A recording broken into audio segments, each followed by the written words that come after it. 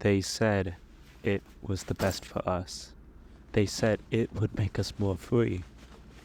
After Congress passed the AI Protections Act 2 years ago, which allowed the government's AI program total access over the internet, nothing really seemed to change.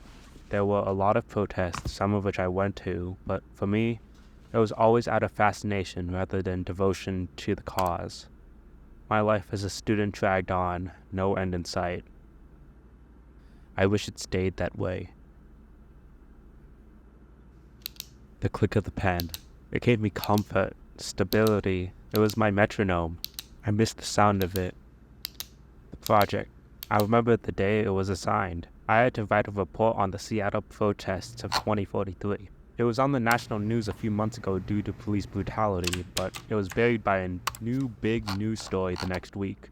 I was surprised that the article still mentioned the brutality, as the government was known to censor violence through the AI, but it seemed like the program was backlogged. Still, I discussed the brutality in my paper, which was a mistake.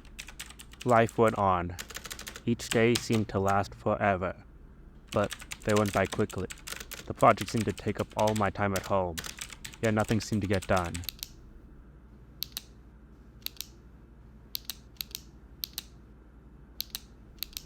It seemed like another boring project until I looked at the article again a few days later.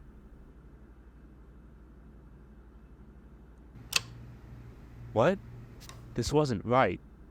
Peaceful police. The AI changed the article. The AI changed history. I couldn't believe it. The government was changing history right under our noses. I couldn't just stand around and let this happen. I wouldn't let this happen. I started researching and documenting the various accounts of those in the past who also noticed the discrepancies. I needed to show the country what was really happening behind the curtain. As I started researching more, I noticed that all the people who realized the truth seemingly disappeared days after their discovery, silenced. I didn't want to think about it, yet I didn't realize it would come so soon.